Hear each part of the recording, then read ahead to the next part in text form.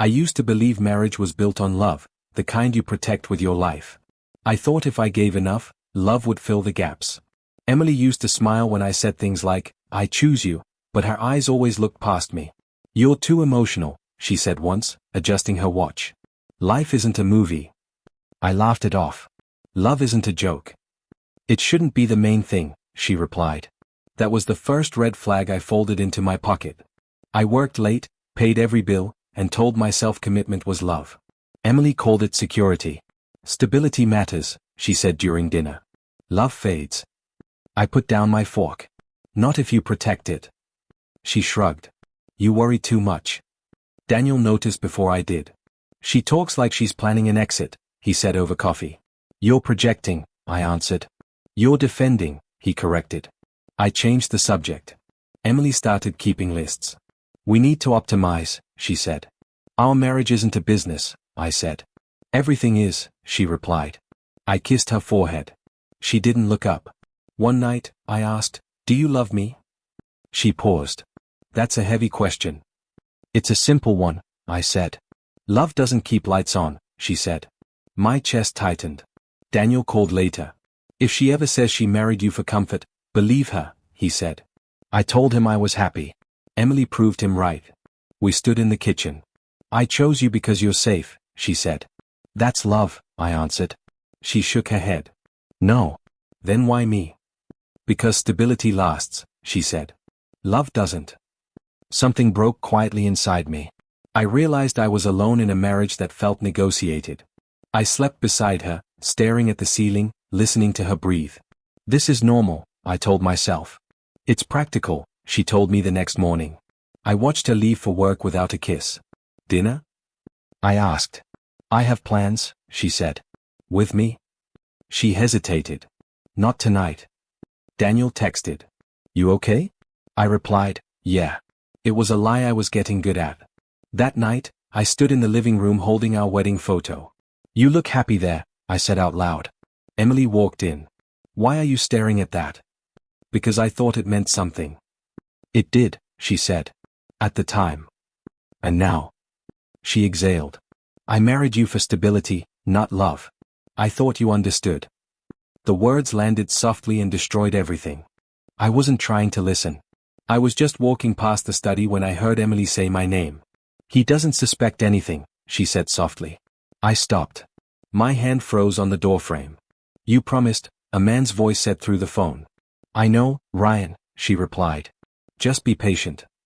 My heart started pounding. I leaned closer. "I've moved most of it already," she said. Ryan laughed. "You're smart. That's why I admire you." She smiled. I could hear it. "I won't stay stuck forever." "What about him?" Ryan asked. "He's comfortable," she said. "Not ambitious." I felt sick. "He trusts you," Ryan said. "That's his weakness," she replied. I stepped back, my legs shaking. "You're sure the account is clean?" Ryan asked. "Yes," she said. "Joint funds are easy to manage." "Good," he said. "I'll be waiting." She ended the call. I stood there, breathing hard. "Dinner will be late," she called out. I walked into the kitchen. "Who was that?" She didn't look surprised. "Work." "At night?" She shrugged. "Deadlines don't care about time." I nodded, pretending. Inside, everything burned. The next morning, I checked the bank app. Numbers didn't match. "Emily," I said, holding my phone. "Why is money missing?" She glanced at it. "Investments." "You didn't tell me." "You don't ask," she replied. "Because I trusted you." She sighed. "You're overreacting." I went to my mother's house that evening. "You look tired," Mom said, pouring tea. "I'm fine," I said. She studied me. "You're lying." "It's work," I said. "And Emily?" she asked quietly. I looked away.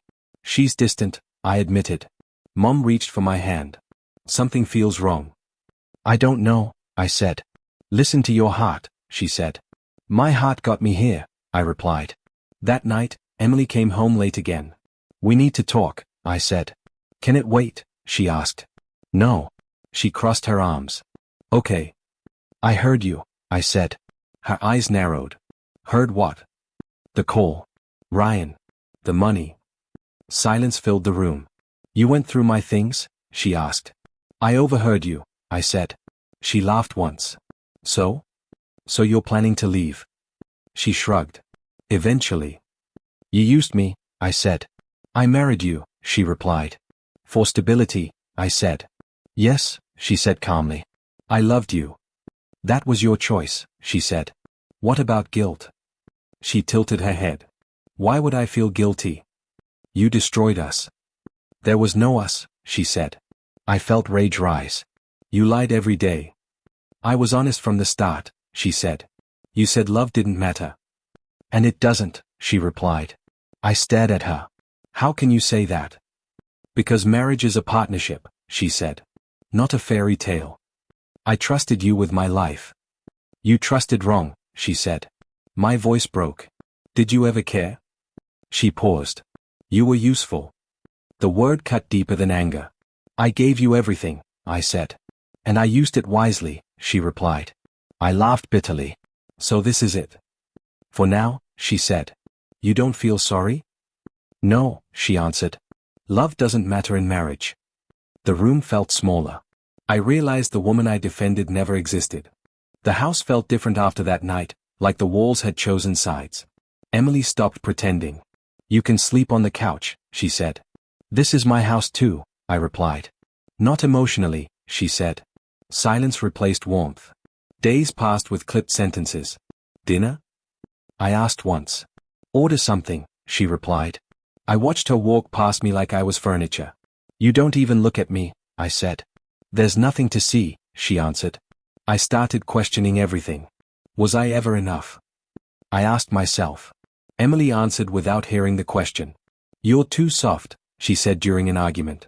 I was kind, I replied. Same thing, she said.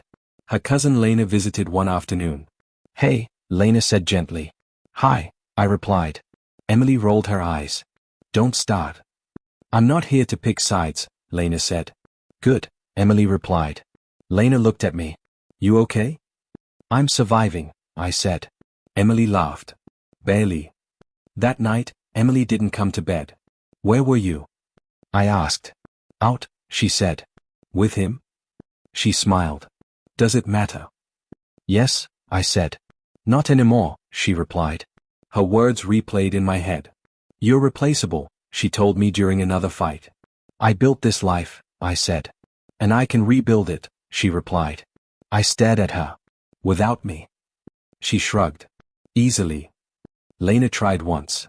Emily, you're being cruel, she said. I'm being honest, Emily replied. I sat there, silent. Say something, Emily snapped. What's left to say? I asked. That you'll cooperate, she said. With what? The divorce, she replied. The word echoed. On my terms, she added. You planned this, I said. Of course, she replied. I felt small. Did I fail you? I asked quietly. She scoffed. You bored me. That hurt more than anger. I stopped eating. You look weak, she said one morning. I'm tired, I replied. Men like you don't survive alone, she said. I'll manage, I said. You won't, she replied. Lena pulled me aside later. She's crossing lines, she whispered. She already crossed them, I said. You don't deserve this, she said. I let it happen, I replied. That night, Emily handed me papers. Sign, she said. Now. Yes. I need time, I said. You've had years, she replied. I laughed bitterly. You really think I'm nothing, I said. I think you were convenient, she replied. I looked around the house. Every memory is here, I said. Memories don't pay interest, she replied. Something snapped. I loved you, I said. And I outgrew you, she replied. I picked up my jacket. Where are you going? She asked. I don't know, I said. Running away, she mocked. Trying to breathe, I replied. Lena watched silently. Call me, she said softly. I nodded. Emily didn't stop me. Lock the door, she said. I stepped into the night, unsure if I was escaping or finally choosing myself. I slept on Daniel's couch, staring at the ceiling until morning. You look like hell, Daniel said, handing me coffee. I feel worse, I replied. You going to keep feeling or start thinking? He asked. I rubbed my face. I don't know how to do this. You stop begging, he said. I never begged, I said. You stayed, he replied. That hit harder than Emily's insults. I loved her, I said. And she used that, he answered. I stayed quiet. She planned everything, I said. Then you need a plan too, Daniel said. I just want peace, I replied. Peace comes after strength, he said. I thought about every apology I almost sent. I keep wanting to fix it, I admitted. You can't fix someone who doesn't want you, he said. I nodded slowly. Call a lawyer, he said. I don't want war, I replied. Then don't fight loud, he said. Fight smart. That afternoon, I sat across from Mr. Harris. You look angry, he said calmly. I'm hurt, I replied. Hurt men lose cases, he said. I clenched my fists. Tell me everything, he said. She controlled the money, I said. Did you document it? No. We'll start now, he said. She wants everything, I added. She'll ask for more, he said. Can she take it? I asked. Only if you give it, he replied. I leaned back. I loved her, I said. That doesn't matter in court, he said. I laughed bitterly. She said the same thing. Mr. Harris nodded. You need discipline, he said. I'm emotional, I replied. Then learn silence, he said. Silence. Yes, he said. It scares liars. I thought about Emily's smile when I reacted. So I stop responding? I asked. You respond through me, he said. I took a deep breath. What about guilt? I asked. She has none, he replied. That hurt, but it felt honest. Daniel waited outside. Well, he asked. He says I need control, I said. He's right, Daniel replied. That night, Emily texted. We need to settle this quickly. I stared at the screen. Don't reply, Daniel said. I want to scream, I said. Write it, he said. Don't send it. I deleted the message. Something shifted. I stopped checking her status. I stopped explaining myself. You look calmer, Daniel said the next day. I feel empty, I replied. Empty is better than bleeding, he said. Mr. Harris called. Court date is set, he said. My stomach tightened. You ready? He asked. No, I replied. Good, he said. Fear means you care. What if I lose? I asked. You already lost once, he said. That silence stayed with me. The morning of court, I put on my jacket slowly. You don't owe her eye contact, Daniel said. I don't owe her anything, I replied. That's the spirit, he said. Outside the courthouse, I paused. You can still walk away, Daniel said. I already walked away, I replied. Inside, my footsteps echoed. Mr. Harris nodded at me. Remember, he said, facts, not feelings. I saw Emily across the room. She smirked. I looked away. My chest felt tight, but my mind felt clear. I wasn't here to win her back. I was here to take myself back. I stopped calling Emily the moment I woke up and didn't feel panic. That's new, I told myself. Daniel noticed first. You didn't check your phone, he said. I'm tired of chasing silence, I replied. At work, I kept my head down.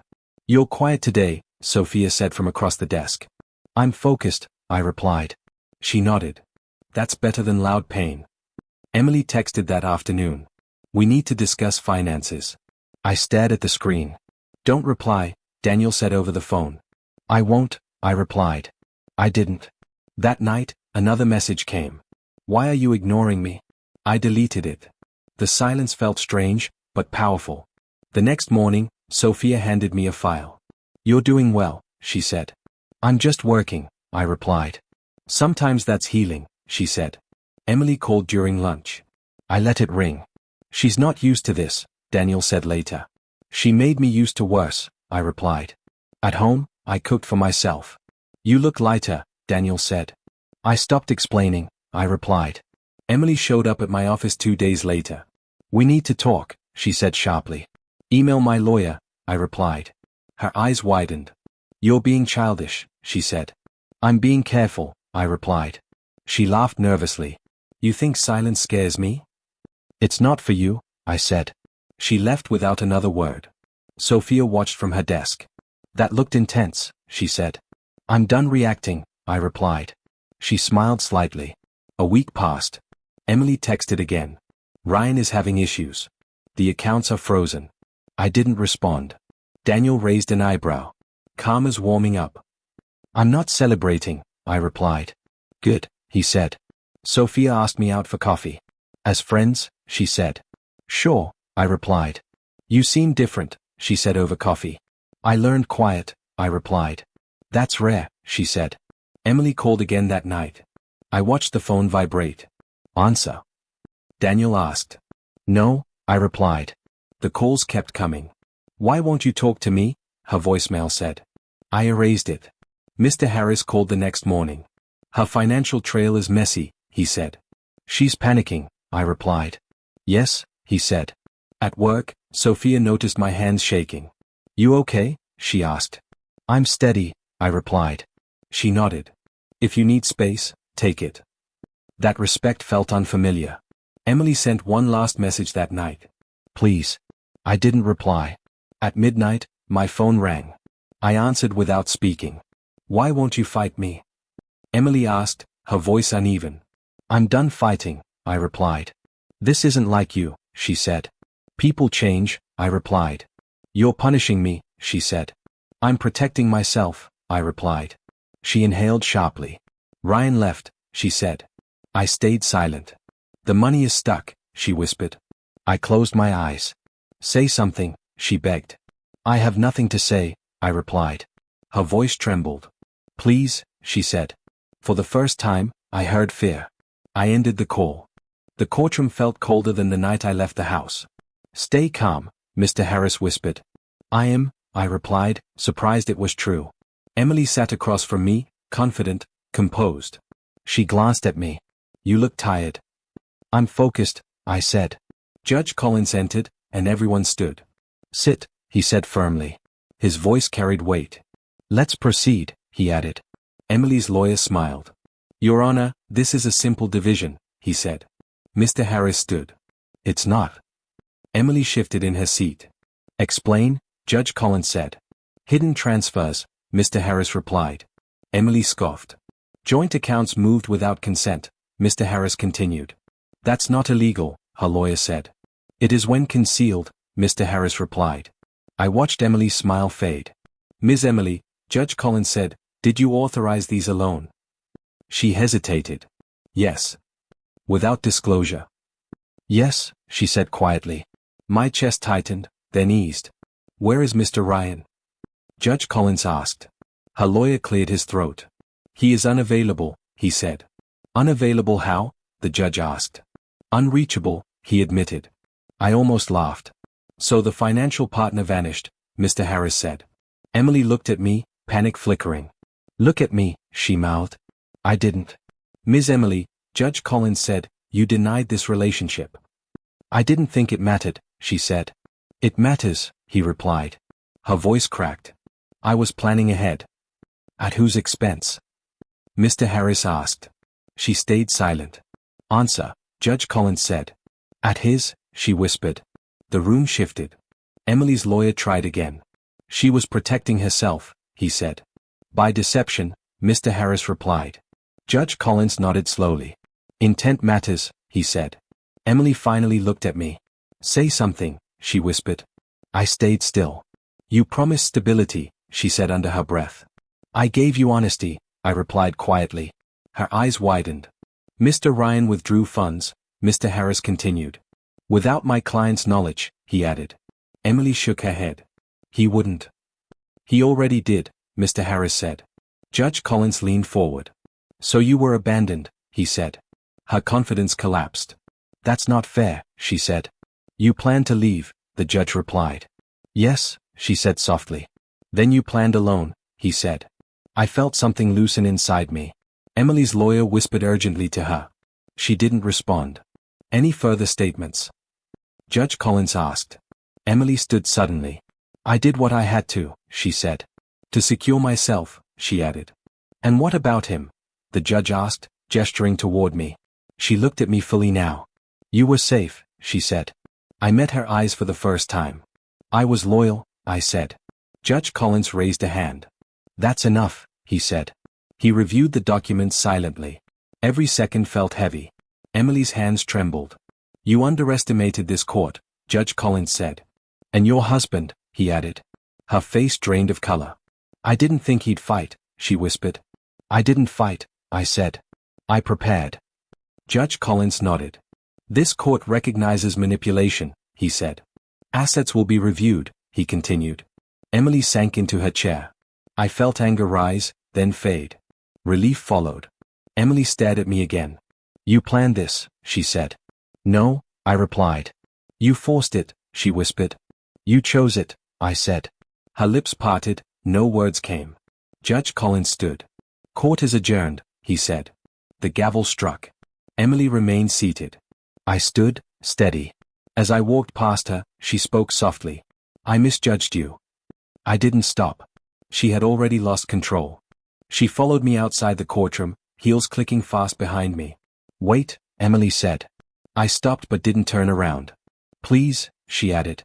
I faced her slowly. Say what you need to say, I replied. Her eyes were red. Talk to me like before.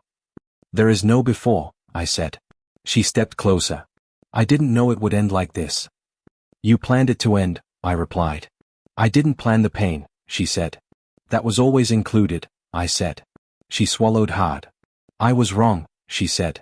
I stayed quiet. I thought love was weak, she continued. And now? I asked. Now I feel empty, she said. That's not love, I replied. She shook her head. I miss us. You miss control, I said. That's not fair, she said.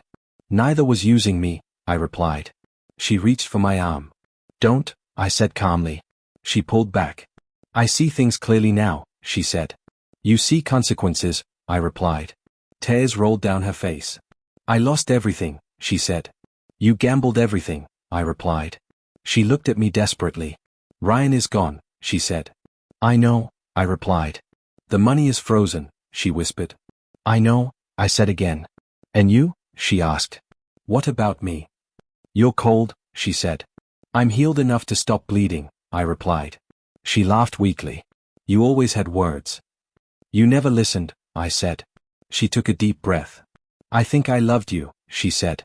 No, I replied. She flinched. You depended on me, I continued. That feels the same, she said. It isn't, I replied. She looked down. I would do things differently, she said. If you had power, I replied. She looked up sharply. You think this is about power? Yes, I said. She shook her head. I was scared, she said. So was I replied. But I stayed, I added. She cried harder. I didn't think you'd survive without me, she said. That was your mistake, I replied. She wiped her face. Can we talk later, she asked. No, I said. Why are you punishing me, she asked. I'm not, I replied. Then why does this hurt so much? Because silence doesn't argue, I said. She stepped closer again. I forgive you, she said quickly. That's not yours to give, I replied. She froze. I don't hate you, she said. I don't need you to, I replied. She searched my face. Say something kind, she begged. I thought about it. Every insult waited on my tongue. Every memory tried to pull me back.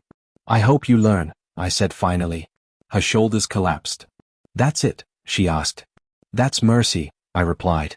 She shook her head in disbelief. You loved me once, she said. I loved who I thought you were, I replied. She whispered my name. I didn't answer. I would choose you now, she said. I already chose myself, I replied. She stepped back like I'd struck her. You're leaving, she said. Yes, I replied. Forever?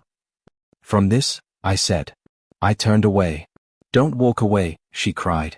I kept walking. You're cruel, she shouted. I stopped once. No, I said softly. I'm done.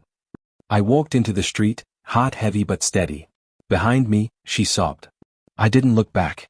The apartment was smaller than the house I left, but it felt honest. You sure this is enough? Daniel asked, setting a box down. It's more than enough, I replied. Margaret looked around. It's peaceful, she said. That's the point, I replied. She hugged me before leaving. Call me, she said. I will, I replied. When the door closed, The silence didn't scare me. I sat on the floor and breathed. No memories arguing with me. No voice questioning my worth. Just quiet. Daniel texted later. Proud of you. I replied, I'm learning. Work became routine again. You look settled, Sophia said one afternoon. I feel grounded, I replied. She smiled. That suits you. We drank coffee in the break room. No pressure, she said. I appreciate that, I replied. She didn't push. That mattered. Weeks passed. One evening, my phone buzzed. Emily's name appeared. I stared at it longer than I expected. Then I answered. I won't stay long, I said. Her voice was soft. Thank you. What do you want? I asked. I just wanted to hear you, she said. I'm not the same person, I replied. I know, she said. There was silence. I miss what we had, she said. I miss who I was before I doubted myself, I replied. She inhaled shakily. I made mistakes, she said. You made choices, I replied. Can we meet? She asked. No, I said calmly. Why? Because healing isn't backward, I replied. She paused. I loved you in my own way, she said. That way hurt me, I replied. I'm lonely, she admitted. I'm at peace, I replied. That's not fair, she said. It's not about fairness anymore, I replied. She whispered my name. I didn't respond. I see you differently now, she said. I see myself clearly now, I replied. Another pause. I hope you're happy, she said. I hope you learn, I replied. The call ended. I didn't feel victory. I felt closure. That night, I stood by the window. I thought about love. How I confused endurance with devotion. How I begged for something that should never need begging. I whispered to myself, you chose you. The next morning, I walked past the courthouse on my way to work. My steps slowed. Memories rose, then settled. I walked inside. Not for a case. For paperwork. The clerk looked up. Can I help you? I'm here to file a final document, I replied. She nodded. As I signed my name, my hand didn't shake. I remembered the man who stood here broken. I wasn't him anymore. Outside, I sat on the courthouse steps. Daniel called. You okay? He asked. I'm done, I replied. With what? With proving anything, I said. He laughed softly. That's growth, he said. I didn't win her back, I said. You won yourself, he replied. I watched people walk by. Everyone carrying something unseen. I stood up. For the first time, the past didn't pull at my feet. Love wasn't about being chosen. It was about choosing yourself, even when it hurt. I walked away from the courthouse. Not as a victim. Not as a winner. As a man who knew his worth. The judge's voice was calm when the verdict came. This court finds in favor of transparency and fairness, he said. I exhaled slowly. Emily didn't move. Mr. Harris leaned toward me. You're protected now. I know, I replied. Daniel squeezed my shoulder. You did it. I endured it, I said. Outside the courtroom, my mother waited. She didn't ask questions. She opened her arms. I stepped into them. I'm proud of you, Margaret whispered. I survived, I replied. That's more than surviving, she said. Daniel smiled. You didn't lose yourself. I almost did, I said. But you didn't, he replied. Sophia stood a few steps away. You okay? She asked. I will be, I replied. She nodded. You handled this with strength. I handled it with silence, I said. Sometimes that's stronger, she replied. We stood there quietly. No cheering. No relief-filled laughter. Just calm. Daniel broke it. Food? He asked. Later, I said. Margaret touched my arm. You don't look angry, she said. I let it go, I replied. That takes courage, she said. I was tired of carrying it, I replied. Sophia smiled gently. You've changed, she said. I had to, I replied. Don't rush what comes next, she said. I won't, I replied. Daniel checked his phone. She's still inside, he said quietly. I know, I replied. Do you feel bad? He asked. No, I said. That's growth, he replied. Margaret squeezed my hand. You didn't become cruel, she said. I chose not to, I replied. We walked toward the exit. My steps felt steady. I heard heels behind us. I didn't turn. She's watching, Daniel said softly. I know, I replied. Sophia slowed her pace. I'll give you space, she said. Thank you, I replied. She paused. If you ever want coffee, she said, no expectations. I appreciate that, I replied. She smiled and left. Daniel looked at me. You're not alone, he said. I don't need to be rescued anymore, I replied. He nodded. Margaret wiped her eyes. You loved deeply, she said. I loved blindly, I replied. And you learned, she said. Yes, I replied. We reached the courthouse doors. Sunlight spilled across the steps. Daniel stopped. This chapter's done, he said. I know, I replied. Behind me, I felt it. Her presence.